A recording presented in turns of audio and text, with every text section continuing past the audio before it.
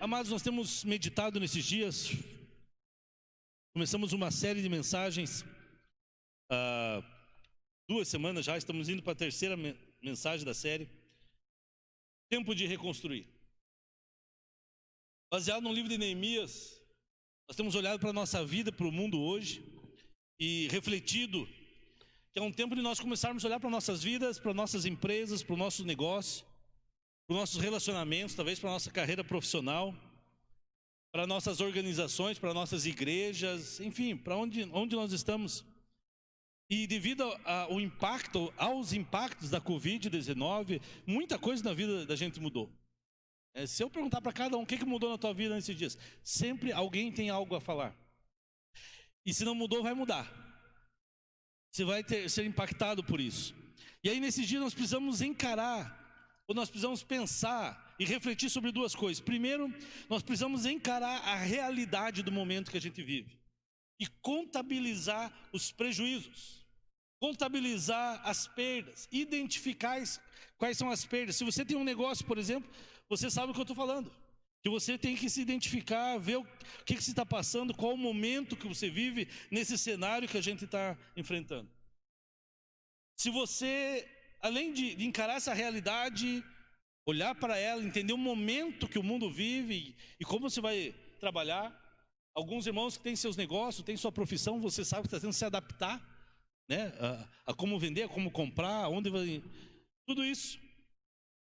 E a segunda coisa, nós precisamos começar a refletir sobre o nosso futuro. Então temos que encarar a realidade e pensar sobre o nosso futuro. E quando a gente olha para Neemias, nós temos aqui no livro de Neemias uma boa oportunidade de refletir sobre isso.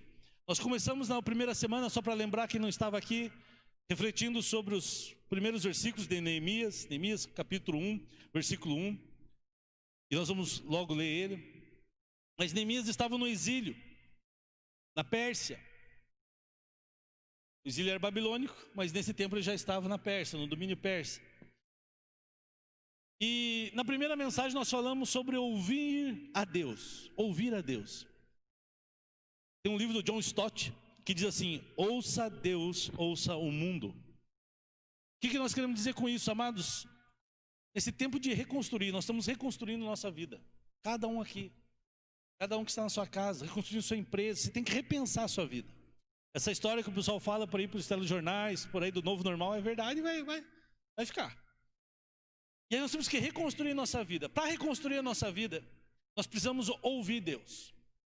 Ouvir Deus, mas quando a gente ouve essa expressão, você precisa ouvir o Espírito, ouvir a Deus. A gente geralmente pensa em algo místico, né? E a gente espiritualiza, um pastor vindo falar com você, eis que te digo, varão Galileu.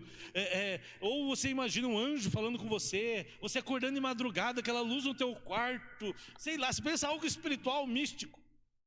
Mas na maioria das vezes, Deus pode falar assim? Pode, mas na maioria das vezes, Deus fala conosco de formas ordinárias, corriqueiras, comuns. Deus fala com a gente numa conversa com um amigo, com alguém, uma simples conversa, um simples encontro. Às vezes Deus usa a pessoa para falar conosco e a gente não percebe. Às vezes assistindo um telejornal, assistindo uma matéria, assistindo um filme, muitas vezes lendo um livro, de uma forma talvez que você não esperava, Deus vem e fala conosco. Deus fala conosco também pelas circunstâncias da nossa vida. Deus fala conosco através da história. O que está acontecendo no mundo hoje? Olha o momento que nós vivemos hoje. O pastor Eduardo tem publicado sempre ali nos seus grupos de WhatsApp sobre isso, sobre o momento que a gente vive, a gente olhar o mundo, olhar escatologicamente. Alguma coisa está acontecendo. Não são dias normais que nós vivemos. E isso é Deus falando. E às vezes a gente espera, Deus não fala comigo. Às vezes a pessoa está sentada ao teu lado, conversando com você. Nem ela sabe que Deus está usando ela, mas Deus está usando ela para falar com você. Ouça Deus, ouça o mundo nesse sentido. E depois nós falamos a outra mensagem, que nós temos que ouvir Deus para reconstruir nossas vidas. Mas também nós precisamos reconstruir praticando compaixão. Apenas com compaixão nós podemos reconstruir a nossa vida. Olhar para que a gente não aconteça o que tem acontecido muitas vezes. A Covid está aí matando pessoas. Chegamos a 120 mil, né? Eu acho que o número de mortes. A gente não pode olhar um telejornal e simplesmente achar, morreu mais um. Nossa, A gente tem falado aqui que infelizmente a doença virou a Covid no Brasil virou uma questão ideológica. Não é ideológica, gente, é vidas, né? Então, esqueça suas ideologias de esquerda e de direita, importa, joga no lixo isso aí. O que importa é que pessoas estão morrendo. E a gente não pode ver o telejornal e se acostumar com todo dia gente morrendo. Por isso, semana passada, nós fizemos uma publicação no nosso Instagram, nosso Face. Nós nos solidarizamos com as vítimas. E a gente tem que sentir isso. A gente não pode ver um telejornal, um acidente de carro, alguma coisa acontecer e achar normal. Pessoas morrerem, não é. Mas é um pai de família que não está mais lá, um filho que não vai estar na sua casa, é um primo, um parente, uma avó. Sentir compaixão pelos perdidos, sentir compaixão por aqueles que estão sofrendo, passando por necessidades, por aflições, com a Covid, não só as mortes, mas perca de emprego, necessidades. Então nós precisamos ouvir Deus, nós precisamos, para esse tempo de reconstrução, ter compaixão e praticar a compaixão. E nós precisamos, em terceiro lugar, algo que temos falado muito nessa pandemia, nós precisamos continuar orando. Pessoal mais novinho aí, ou quem tem filho pequeno, lembra aquele filme do Procurando Nemo? Né? Que tinha uma peixinha lá, é Dory, né? Vou corrigir que eu estava chamando errado. A Dory, azulzinha lá, e ela dizia assim: continue a nadar, como é que é? Continue a nadar, continue a nadar, e ela ia indo. E aí eu falei hoje de manhã, ela que a igreja em També, Deus está falando para nós hoje: continue a orar, continue a orar. Continue. E esses dias de pandemia, se tem uma coisa que Deus mudou na minha vida, eu posso testemunhar isso, foi minha vida de oração. Não sei se a sua, mas a minha foi mudada. Porque a gente sabe tudo de oração, a gente já estudou, a gente já fez seminário, curso, tal, tudo. A gente lê sobre oração, mas oração, se não praticar, ela não tem mudança. E aí, acho que por junho, julho ali, a gente começou, né? Junho, né? Aqui com a igreja, tivemos uma mensagem sobre oração. Começamos um grupo que eu imaginei que ia ser uns 15 dias de oração de manhã. E a gente já está indo para o 3º mês de oração, todas as manhãs, das 6 às 7 da manhã ali pelo WhatsApp. Nós, olhando para a vida de Neemias, nós precisamos refletir sobre a oração dele e os efeitos da oração na nossa vida. Se nós queremos reconstruir nossa vida, nosso negócio, nossa empresa, seja o que for, nós precisamos continuar orando. Abra sua Bíblia comigo ou acompanhe na tela, no telão. Neemias capítulo 1, versículo 1 ao 5. As seguintes palavras. Palavras de Neemias, filho de Acalias, no mês de Quisleu, no 20º ano, enquanto eu estava na cidade de Suzã, Anani, um dos meus irmãos, veio de Judá com alguns outros homens, e eu lhes perguntei acerca dos judeus que restaram, os sobreviventes do cativeiro, e também sobre Jerusalém. Eles me responderam: aqueles que sobreviveram ao cativeiro estão lá na província, passam por grande sofrimento e humilhação. O muro de Jerusalém foi derrubado, as suas portas foram destruídas pelo fogo. Quando ouvi essas coisas, sentei-me e chorei. Passei dias lamentando, jejuando, orando ao Deus dos céus. Então eu disse: Senhor dos céus, Deus grande e temível, fiel é a aliança e misericordioso com os que amam e obedecem aos seus mandamentos. Mas aqui que nós olhamos, algumas coisas nós aprendemos com a vida de Neemias, e nós vamos levar 2 mensagens falando sobre oração. Hoje eu quero falar sobre os efeitos de oração. Na próxima mensagem a gente vai entender um pouquinho essa oração de Neemias, que quando se lê do 5 ao 11, se vê a profundidade da teologia da oração dele ali, é profunda, é rica, nos ensina muito. Mas hoje eu quero conversar com você sobre os efeitos da oração.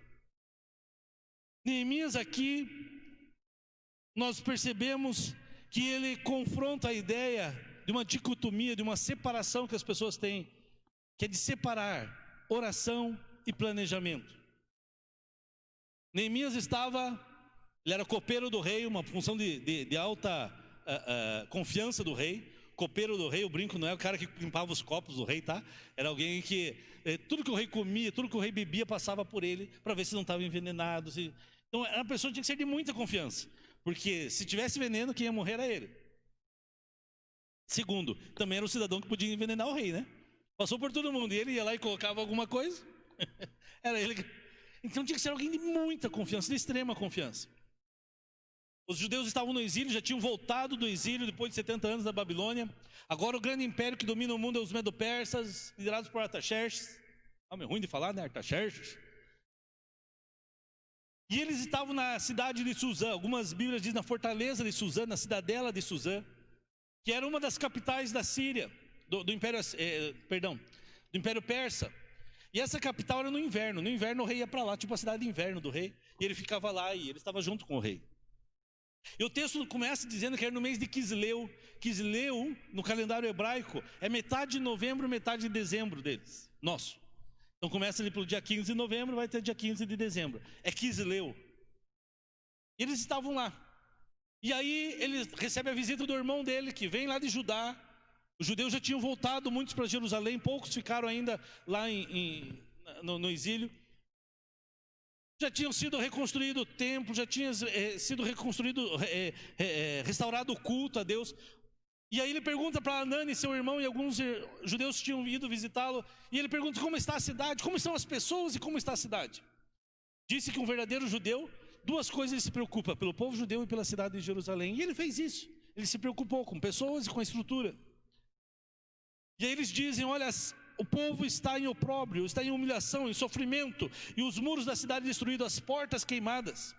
E os muros da cidade eram extremamente importantes naquela época, porque as cidades eram fortificadas, protegiam a cidade de bandidos, de inimigos, de assaltos.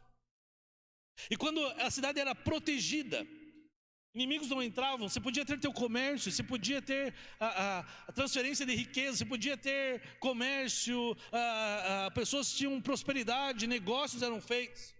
Mas quando as cidades estavam abertas, destruídos seus muros, não tinha negócio, não tinha comércio, não tinha riqueza, não tinha dinheiro, tinha aflição, opróbrio, miséria, vergonha, dificuldades, e assim eles viviam. E quando a Bíblia diz que no versículo 4, quando ouvi essas coisas, sentei-me e chorei, passei dias lamentando, jejuando e orando. Depois nós vamos continuar essa série e você vai ver que Neemias, ele se levanta e vai ser usado por Deus para levantar o povo, para reconstruir os muros. Mais de 100 anos, os judeus já tinham voltado e eles não tinham reconstruído os muros. Neemias volta em 52 dias, eles reconstroem os muros. Mas ele não foi simplesmente, vamos levantar, houve planejamento.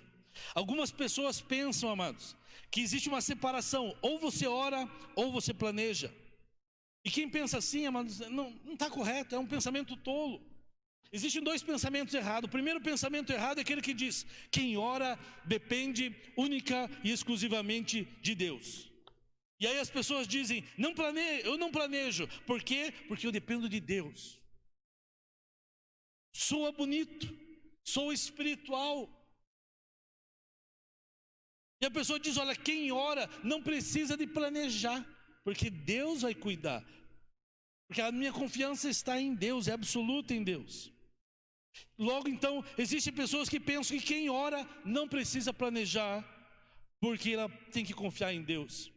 Isso é um pensamento errado. A Bíblia não ensina isso. O segundo pensamento errado é aquele que diz assim, nós devemos planejar.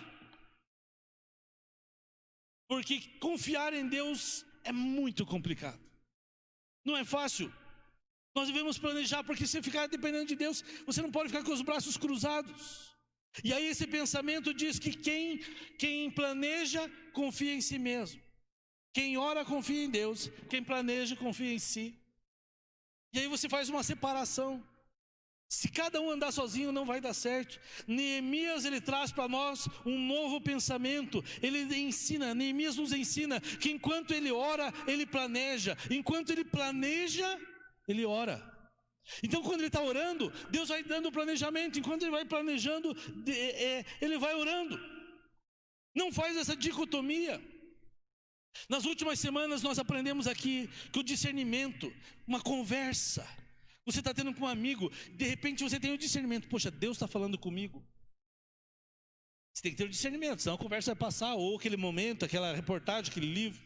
Você tem que ter um discernimento. Quando Deus traz esse discernimento, é o que aconteceu na vida de Neemias. Isso gerou uma agenda na vida de Neemias. A partir daquela conversa, a vida dele mudou, os dias, os meses, os anos, porque ele teve uma nova agenda. Então o discernimento gera uma agenda. A compaixão, que já vimos, ela define a motivação por aquilo que você vai fazer. Nós vamos restaurar os muros, porque Neemias podia pensar: eu quero me candidatar a prefeito de Jerusalém, a governador de Judá. Mas a motivação não era dessa. A motivação era compaixão, amor pelo seu povo, pela cidade de Jerusalém, pelas pessoas que estavam sofrendo. Esse discernimento gera uma agenda. Olhar para a realidade, compreender o momento histórico que a gente vive, gera uma agenda. A compaixão vai gerar essa motivação. Mas Neemias, ele começa a mostrar para nós algo mais, que na medida que Neemias ora, ele vai ganhando clareza. E a oração gera, pode mudar para mim lá, a oração gera clareza. A oração traz clareza. Então, quando eu tenho discernimento, opa, eu tenho algo a fazer. Deus está falando comigo, tenho algo a fazer. Ainda não sei bem o que é, mas eu tenho algo a fazer. Uma agenda é dada. Eu vou fazer isso com a motivação correta, que é com amor, com compaixão. Mas quando eu começo a orar, Deus começa a trazer clareza. Neemias é um indivíduo que lida com a oração. E ele começa a perceber isso, que na medida que ele persevera em oração, ele ganha clareza na sua mente, no seu coração. Ele ganha clareza de qual que é a visão de Deus para a sua vida. Ele ganha clareza de qual que é a interpretação de Deus do momento que ele vive. Por isso que orar é importante. Que quando a gente ora, e quando Neemias orou, ele recebeu clareza de qual era a sua própria agenda na história, naquele momento histórico, qual que era o papel dele diante de tudo que estava acontecendo. E eu quero te incentivar, você que já está orando nesse movimento de oração, você que está se agregando a isso, Deus quer te chamar para uma vida de oração, porque a vida de oração, quanto mais você persevera em oração, Deus vai dando clareza para você da sua vida, da sua visão, daquilo que Deus quer de você, do seu projeto, onde Deus quer que você esteja envolvido. Deus vai dar interpretação do que Ele quer de você nesse momento que o mundo vive. Diante de tudo que está acontecendo, o que Deus espera de você? No versículo 4 ele diz: quando ouvi essas coisas quais? Aquilo que o irmão dele falou. O texto diz, ele acrescenta aí: sentei-me e chorei. E daí ele acrescenta: passei dias lamentando-me, jejuando e orando ao Deus dos céus. E aí no versículo 5, só o comecinho do 5 diz assim: então eu disse. E aí ele começa a orar. Tem a oração dele, vai até o versículo 11. Quero destacar para você aqui hoje 2 elementos da oração de Neemias: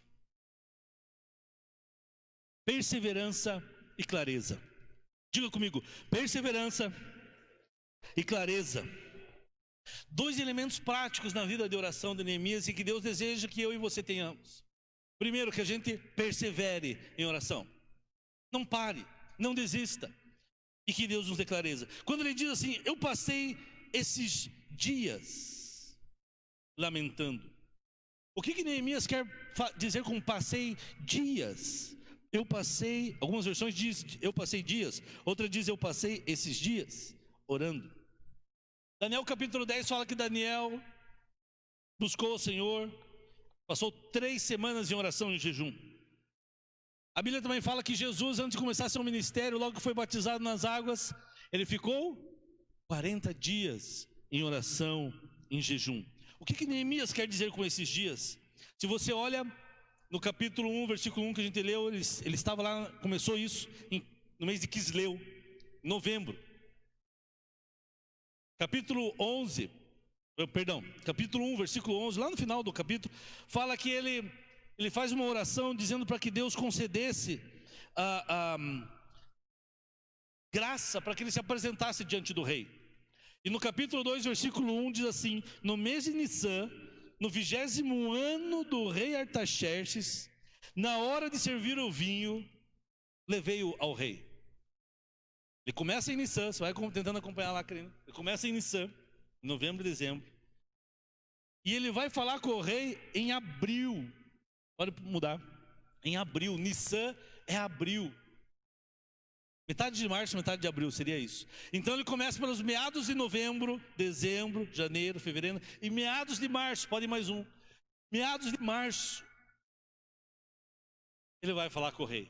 Então a gente fala, Neemias reconstruiu a cidade em 52 dias. Mas a gente não vê que ele passou 4 meses perseverando em oração por algo.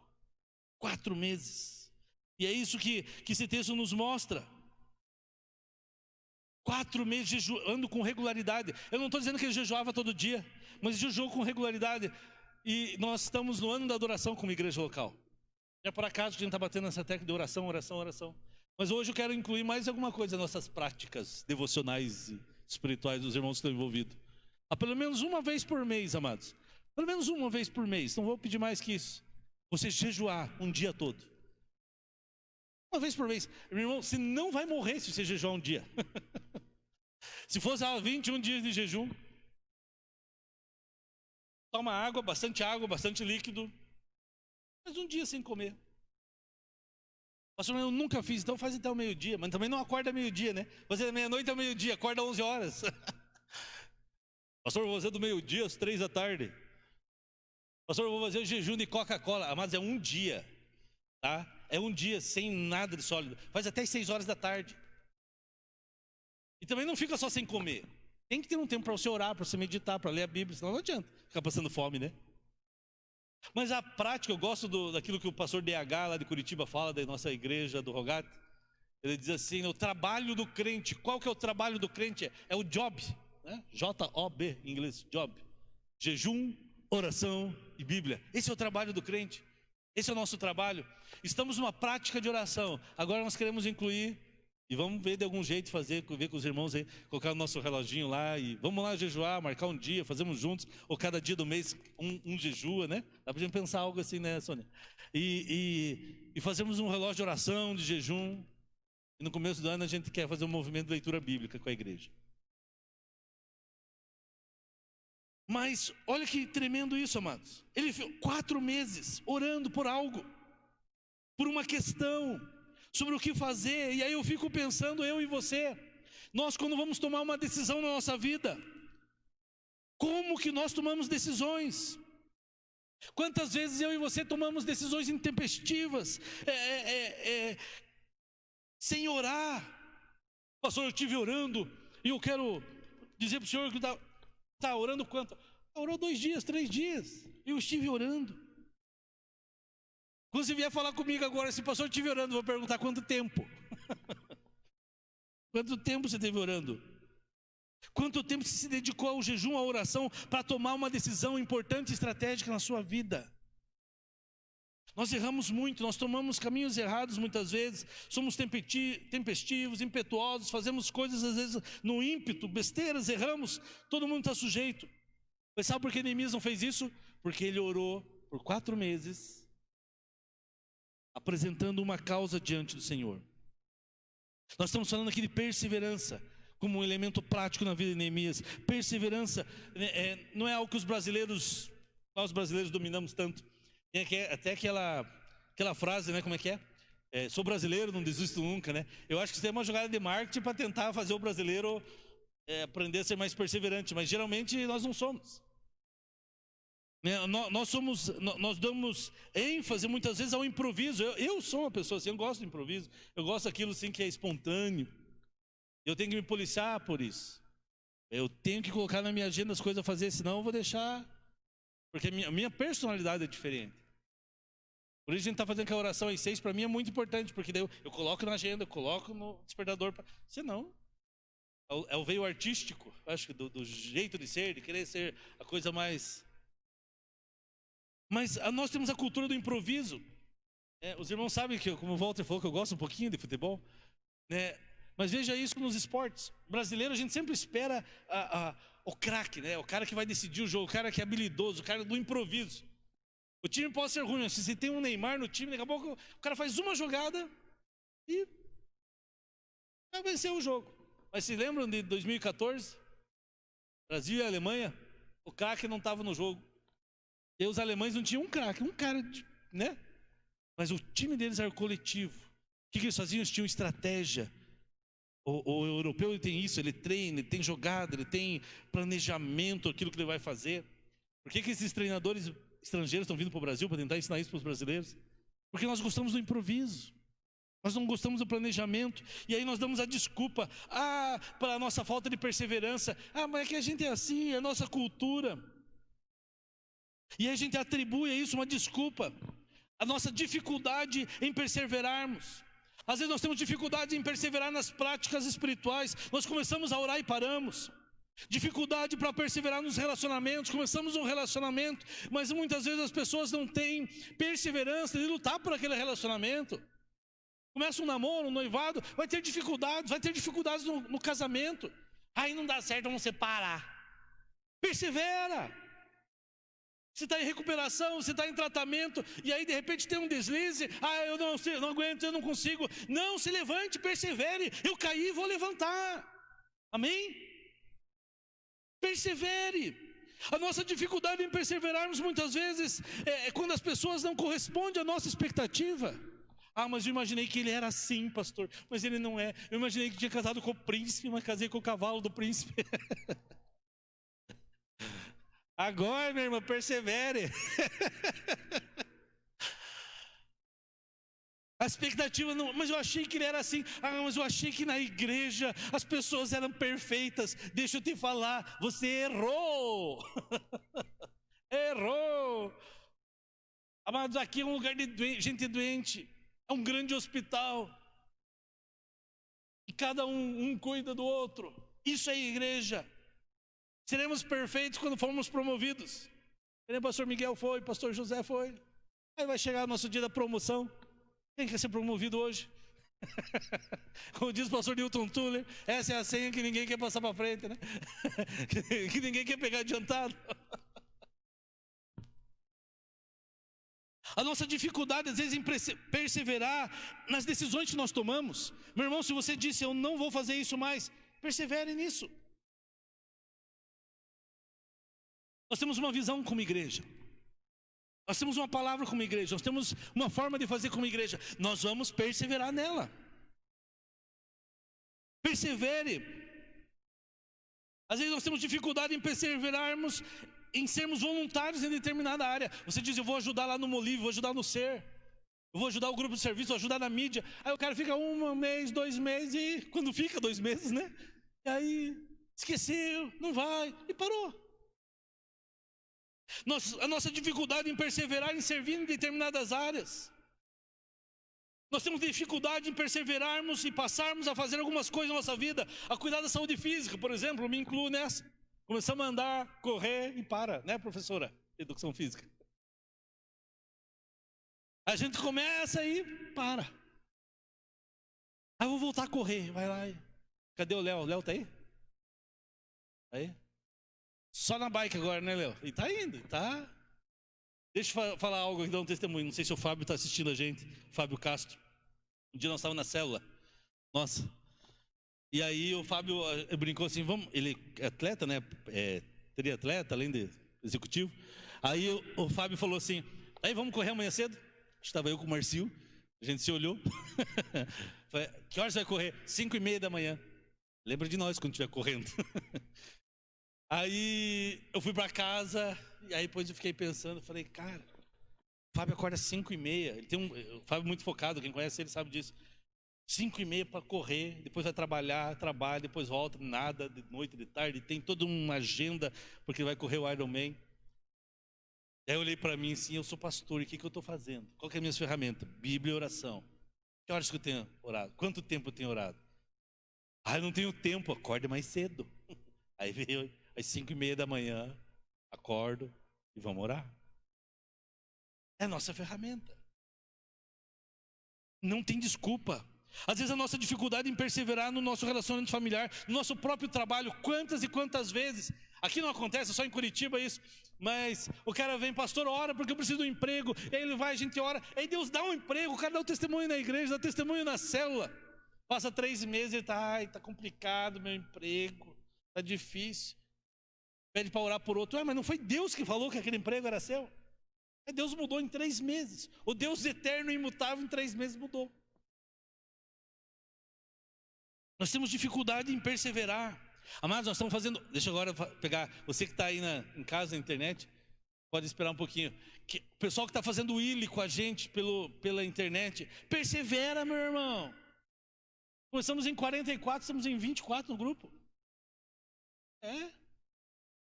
Persevera, vai até o fim. Vai até o fim, está difícil, e ainda dá para recapitular a aula, não, mas está ali, vai fazer um curso pela internet, termina, vai fazer uma faculdade, termina, vai fazer um curso, seja do que for, está no tratamento lá nas casas, nas clínicas, no centro terapêutico, vai até o final. Não, mas eu já estou bom, vá até o final, persevere, termine bem. Você vai escorregar, vai ter as caídas, vai ter as dificuldades, mas persevere. E Neemias nos dá esse exemplo. Nós precisamos abrir mão dessa tendência de querer se justificar, de querer, por que nós falhamos. A perseverança é uma característica do fruto do Espírito, então ela deve fazer parte de nós, filhos de Deus, discípulos de Jesus. Seja cultural ou não, nós devemos praticar isso. Amém? Amém. Jesus ele nos dá um exemplo na parábola da viúva persistente. Jesus conta uma parábola, e Jesus conta aos discípulos essa parábola para mostrar que eles deveriam orar sem nunca esmorecer, sem nunca desanimar, ou seja, perseverem, orem sempre. E aí no final do texto daquela parábola ele fala: acaso não fará justiça aos seus escolhidos que clamam de dia e de noite? É mais ou menos a imagem de um pai que tem seus filhos pedindo. Sabe quando o teu filho pede algo? Pai, me dá aquilo, ele fica pedindo, eu queria aquele negócio. Aí você até pensa, vou dar. Mas você espera ver se a coisa vai, se ele vai continuar insistindo naquilo. Filho é assim, né? Daqui a pouco ele esquece, está pedindo outra coisa. Então aquilo não era muito importante. Entenderam a comparação? Eu creio que às vezes Deus olha assim, se começa a clamar, ele fala, vamos ver até onde ele vai com esse pedido, com esse clamor. Às vezes Deus, isso pode ser bom para ele, mas um mês depois você nem lembra mais. Nem lembra mais o que estava orando. Orar e nunca desanimar. A ideia do dia e noite. E clamar a Deus dia e noite. Neemias é esse exemplo de oração. A perseverança faz parte da vida de oração de Neemias. Minha pergunta para você, amados: quais as causas da sua vida?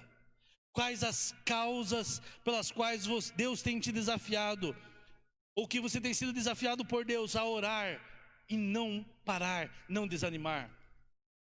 Quais são as causas que você iniciou em oração diante de Deus, mas depois de alguns dias, algumas semanas, talvez meses, elas se dissiparam, você parou de orar? Quais são essas causas que você tem diante do Senhor?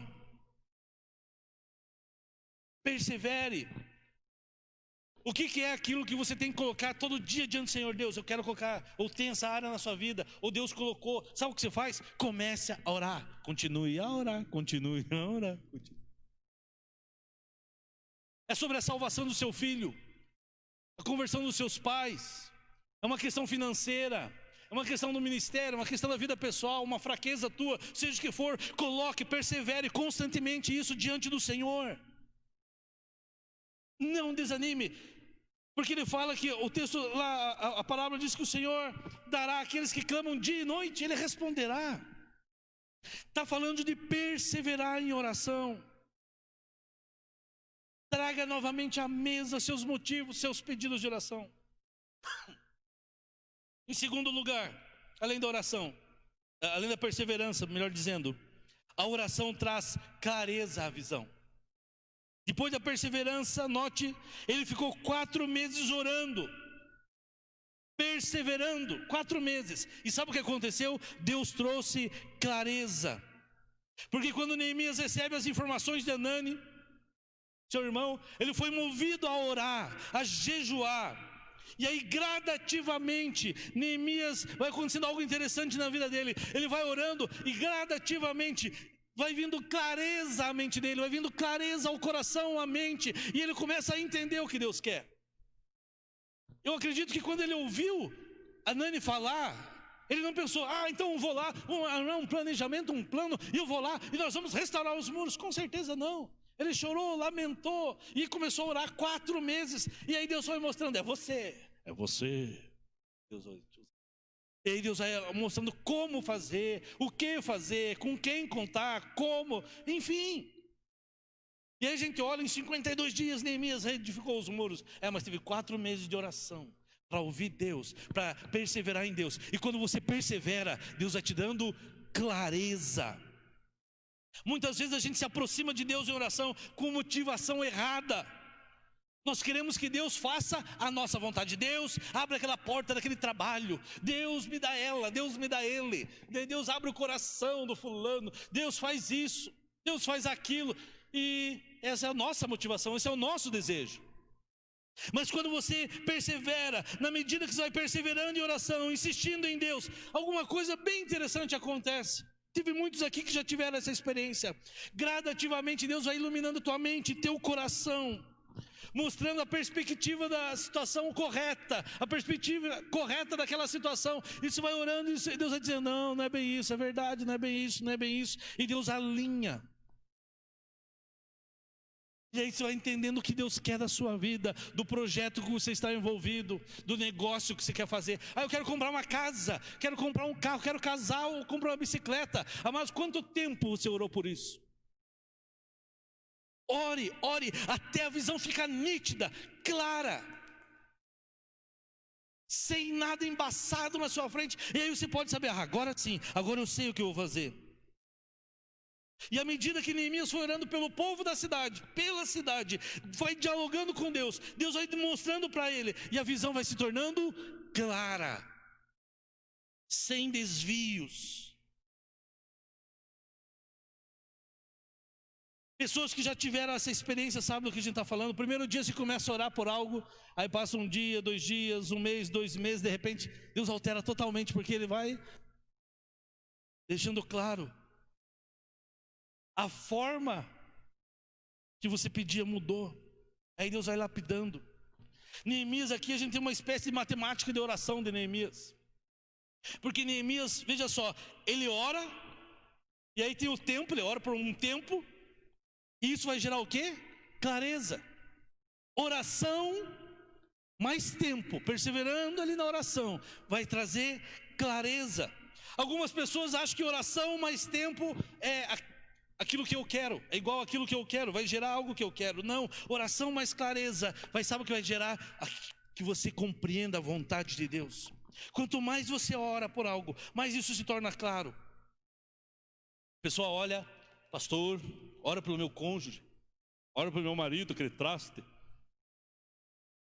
Olha, pastor, estou orando para que a minha mulher mude. Não dá, não aguento mais. Aí você começa a orar por ela. E aí que você descobre, persevere em oração. Deus vai dando clareza, Deus mostra que tem que mudar, é você. Não é o outro. É você. Você que muda. Achamos que Deus tem que fazer a nossa vontade, fazer aquilo que a gente deseja. E aí, à medida que você insiste, você é surpreendido por Deus. E Deus diz que é completamente diferente. A oração tem a capacidade de nos conectar com o eterno, com a realidade. Oração e clareza, tem 3 pensamentos que eu quero deixar para você sobre oração e clareza.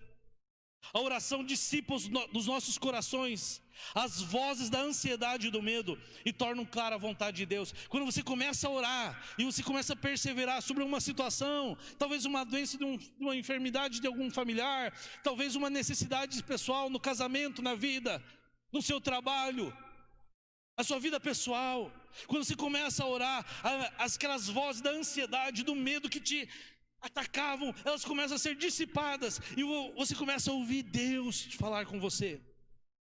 Em segundo lugar, a oração ilumina as nossas mentes e corações a fim de discernirmos os rumores da nossa alma. E nós recebemos a orientação então segura de Deus. Essa expressão rumores da nossa alma vem de João da Cruz, mestre da igreja primitiva. Ele dizia que quando ele falava que nós não fazemos, quando nós não exercitamos a oração, o silêncio, né? Às vezes a fato de você se calar, oração não é só você ficar tagarelando. Às vezes você fica quieto e deixando Deus falar com você. Porque a nossa alma vai se tornando barulhenta. Nós queremos ficar falando, nós não sabemos lidar com o silêncio, né? Mas quando você começa a silenciar isso, ouvir Deus. Quando você está no barulho, você confunde a voz de Deus com os rumores que tem na sua alma, ansiedade, em coração, o medo, os rumores da sua alma, as vozes que a gente ouve no mundo. Mas quando a gente começa a ouvir Deus, A oração, ela vai dissipando isso, vai trazendo discernimento do que é coisa da minha alma e do que é a vontade de Deus. Pastor Miguel Pai, porque nós falamos hoje aqui, eu lembro que nós tínhamos aula sobre o Espírito Santo com ele. E era tremendo, gente. Era divertido, mas era tremendo. E ele dizia para nós assim: quando Deus te dá uma palavra, você não precisa dizer assim, assim diz o Senhor. Vocês nem sabem se é Deus ou não. Eu falo, Deus, diga assim, ó, Deus me trouxe uma impressão, Deus me trouxe, eu estou com uma, eu não preciso nem dizer que Deus trouxe, ele dizia assim, eu estou com uma impressão, estou com um sentimento, deixa eu te perguntar, e pergunte para a pessoa. Você não precisa dizer assim, Deus está me dizendo. Cara, aquilo tirou um peso do coração para entender a voz de Deus. E ele era um profeta. E ele dizia isso, eu lembro de uma vez, na igreja que eu pastoreava em Curitiba, Deus me deu uma palavra e eu orei para uma senhora, no momento de oração, orei para uma senhora, pá, e Deus falou com ela, e eu, aleluia, eu sabia que era Deus, e ela chorava e tal, e aí eu fui orar para outra senhora que estava do lado dela, e quando eu fui orar, você me veio assim, ore pela família, ore pelos filhos dela, que Deus restaure os filhos, e não sei o que, uma senhora de uns 60 anos, e aí quando eu cheguei e fui orar por ela, eu lembrei, parecia que estava o pastor Miguel aqui do lado, faça perguntas. A senhora é casada? Não, sou solteira. Uf. Ai, Deus, como é bom ouvir. Eu falo, amém. Então deixa eu orar para a senhora. Deus abençoe a vida dessa minha irmã. Ela nunca casou, não tinha filhos. A pessoa se eu solta aquela assim, eu abençoo seus filhos. Nunca mais a mulher voltava da igreja. Eu lembro de um querido irmão lá no início da igreja em Curitiba, já estava casado com a Karina. Alguns irmãos já ouviram essa história. Nós estávamos orando. Acho que choveu muito aquele dia, né? A igreja era pequena, não foi ninguém para a igreja. Estava eu, a Karina, mais 2 casais lá. A gente falou, vamos ficar orando? Vamos. Aí deixamos aquelas portas de correr a meia altura, chovia demais. Ligamos o som e ficamos orando, fizemos uma reunião de oração. E lá pelas tantas, assim, Deus falou assim, vai lá, fala. Posso até falar o nome do santo, não tem problema. Fala para o Emerson Macedo. Era o meu tesoureiro na época. Trabalhava no Sicredi. Fala para ele que amanhã, era domingo, amanhã ele vai ser mandado embora do trabalho dele. Ah, Jesus, eu fazer isso. Aí eu fiquei e orava, ia para o lado, ia orar. Acho que a oração não acabava aquele dia porque eu não tinha coragem de falar para ele isso. Falei, tudo bem o senhor dizer assim que ele vai sair, um dia ele vai sair, mas amanhã. E era amanhã, tinha que falar.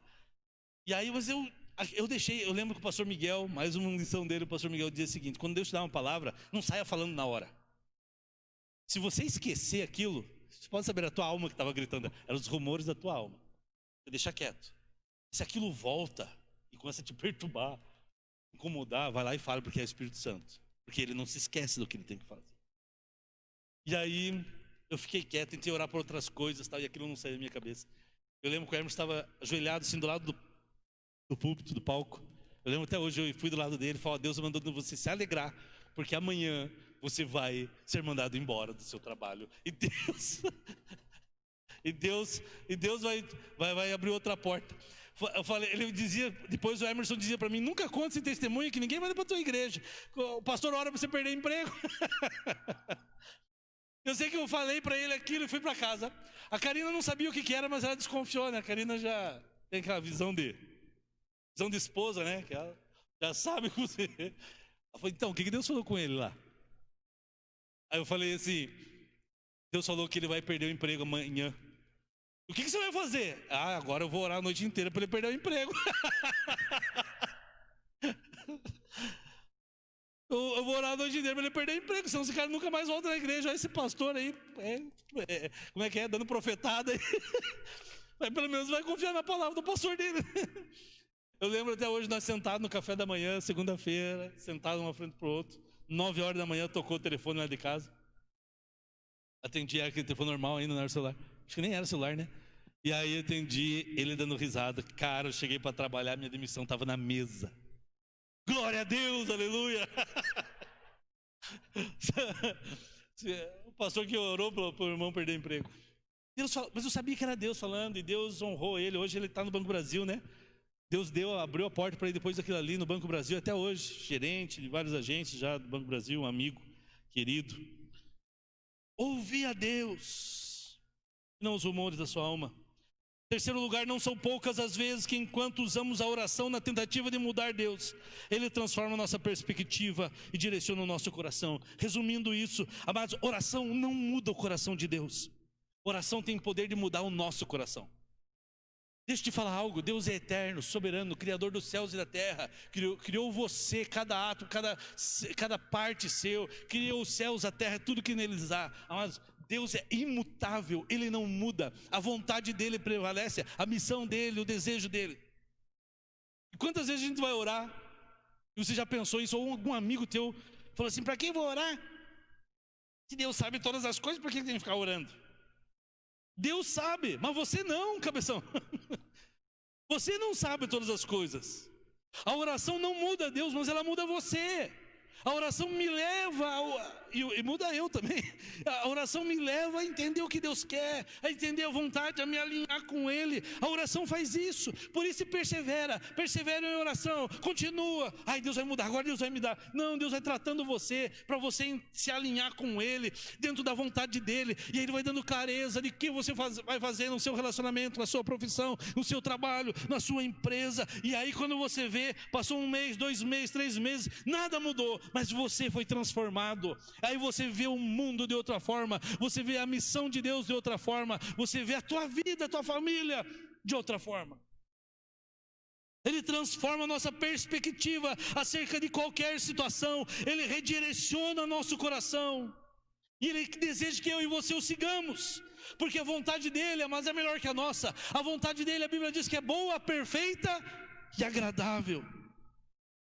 Mas o caminho para a gente mudar isso é praticarmos a oração com perseverança e constância. E para encerrar essa mensagem, quero deixar algo para você. 3 pensamentos para você refletir. Primeira coisa, você que está na sua casa, você que está aqui, qual tem sido o lugar de oração? Qual tem sido o seu lugar de oração neste momento da sua vida? Qual tem sido?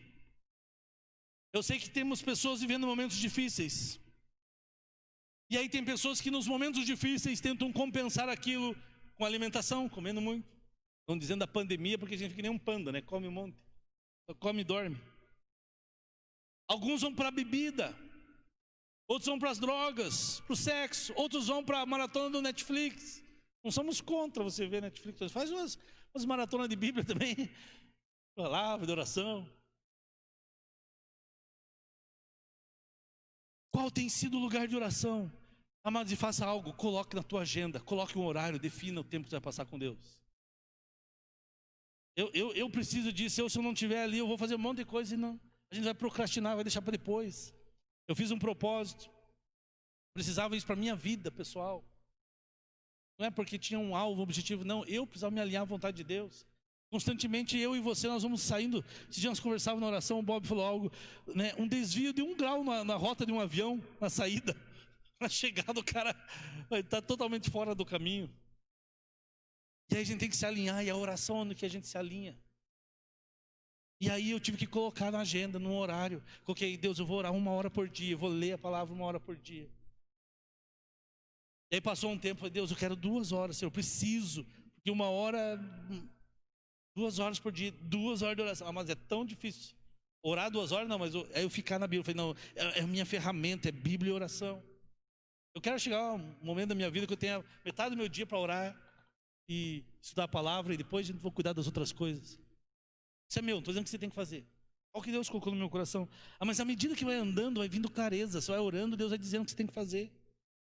Tenha o seu lugar de oração. Pode ser à noite, pode ser, pastor, eu não consigo passar 1 hora em oração. Passe 15 minutos, mas seja intenso nesses 15 minutos. Se entregue nesses 15 minutos. E daqui a pouco você vai ver que aqueles 15 minutos é pouco. Aí você quer 20. Aí aqueles 20 minutos é pouco, você quer 30. E aí, mas seja intenso, não importa a quantidade de tempo, mas o quanto você se entrega. Segunda pergunta que eu quero levantar para você: quais são os pedidos sobre os quais você tem perseverado? Quais os pedidos sobre os quais você tem refletido diante de Deus? O que você tem suplicado diante de Deus? Por quantos meses? Mas eu parei, eu esqueci, então volte a orar.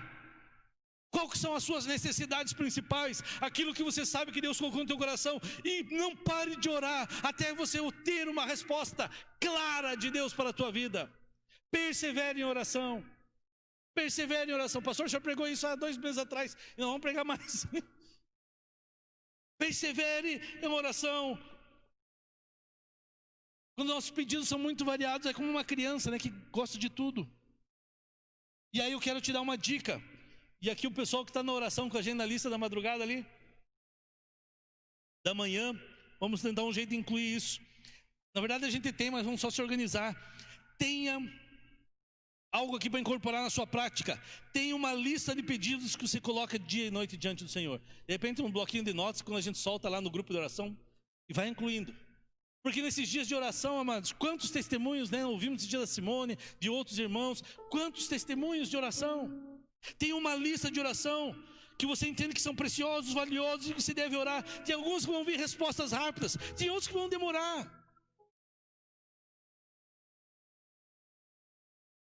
E tenha algo, além da lista, crie uma prática de escrever de vez em quando alguma das suas orações.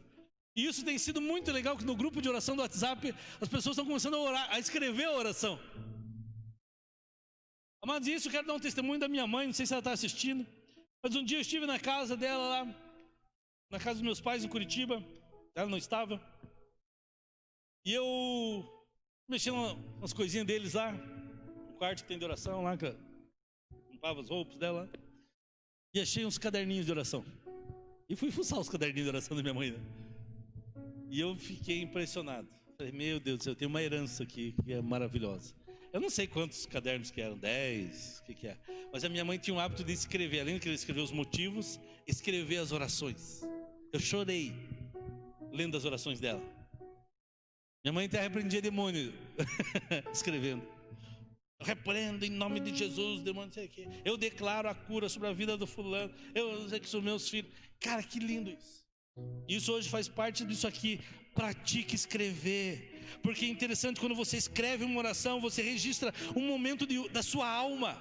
Daqui a 1 ano, daqui a 2 anos, você lê aquela oração, você vai ter uma percepção muito maior do que aquilo que estava acontecendo na sua própria alma, e principalmente de tudo aquilo que Deus fez na sua vida, ou através da sua vida.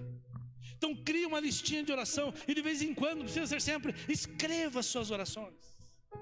Coloque para fora. Meninos estão lá no livro, as meninas do ser, coloca num caderninho, pega lá e faz isso. Olha, Deus, hoje foi difícil, hoje eu estava assim, eu estava assado. Deus, obrigado, eu oro por fulano, eu oro por Beltrano. Deus é o mesmo ontem e hoje, Ele continua ouvindo e respondendo a oração. Então primeiro, onde você tem buscado? Tenha o seu tempo, o seu lugar de oração. Vai para sua casa, num quarto, lá talvez seja caminhando, talvez seja num parque. Qual o horário do dia que você quiser? Para uns vai ser de manhã, para outros vai ser meio-dia, para outros vai ser de noite. Como funciona teu corpo? O horário é você e Deus. E persevere nos seus pedidos. Talvez tenha um sonho, algo que Deus colocou no teu coração, você parou de orar já. Volte a orar por isso. Volte a orar, persevere na oração. E em terceiro, acerca do que você precisa buscar clareza. Acerca do que você precisa buscar clareza de Deus. Qual a área da sua vida que você está precisando de clareza? Qual a área da sua vida? Qual é o que você está precisando nessa determinada área? É nas finanças, é nos relacionamentos, é na família. Clareza para saber o que fazer e como fazer. Talvez seja na sua profissão, na sua empresa, no seu negócio, na sua carreira. Talvez seja num relacionamento, na sua relação conjugal. Talvez seja na maneira de você lidar com os seus filhos. Talvez seja na sua maneira de lidar com Deus, de se relacionar com a igreja, de ser igreja. E aí, amados, talvez a gente possa colocar nesse tópico aqui hoje diante de Deus, numa lista diante de Deus. Eu vou passar a orar dia e noite, por dias, por meses, se for necessário, por semanas, por meses, para que Deus me dê clareza do que fazer da minha vida, dos meus negócios, da minha família, da minha fé, do meu ministério, do meu chamado, do meu estudo. Persevere em oração. E Deus vai restaurar sua vida, você vai reconstruir sua vida. E aí, eu lembro de um pastor que eu tive, pastor Pedro Ribeiro, ele dizia assim: aí orando, tudo vai ficar fácil. A oração tudo pode. tudo fica fácil. A oração pode todas as coisas. Coloque essa causa diante de Deus. Deixa que o Espírito Santo dissipe do seu coração toda a ansiedade, todo o ruído que está na sua alma, que isso seja dissipado, toda a confusão da sua mente, porque no momento que você, assim como Neemias, começa a experimentar e orar e perseverar, você vai ter claro diante de Deus qual que é a vontade de Deus para a sua vida, para esse momento, amém? Eu quero te convidar a ficar em pé, e nós queremos orar por essas 3 situações. Deixa na tela esses 3 motivos. E queremos orar ao Senhor, porque a vontade de Deus é boa, ela é perfeita, ela é agradável, e ela também é acessível a você. A vontade dele está disponível a você. Enquanto nós louvamos ao Senhor, vamos louvar o Senhor. Enquanto nós louvamos a Deus com essa canção, eu quero que você aí do seu lugar clame a Deus, ore ao Senhor. Faça dessa última canção uma forma de se aproximar diante de Deus, e peça para Deus, para você identificar as causas pelas quais você precisa clareza. Peça para Deus redefinir a sua relação de oração com Ele, e você sair daqui hoje dizendo assim: Deus, eu quero subir um degrau nesse meu relacionamento de oração contigo. É 10 minutos, é 15, é 20, é 1 hora. Deus, eu quero perseverar. Em nome de Jesus, enquanto louvamos ao Senhor, ore aí do seu lugar, ore aí da sua casa, em nome de Jesus. Se você tiver algum motivo de oração também, você que está nos acompanhando pela internet, pode colocar no grupo, na transmissão, e nós estaremos orando.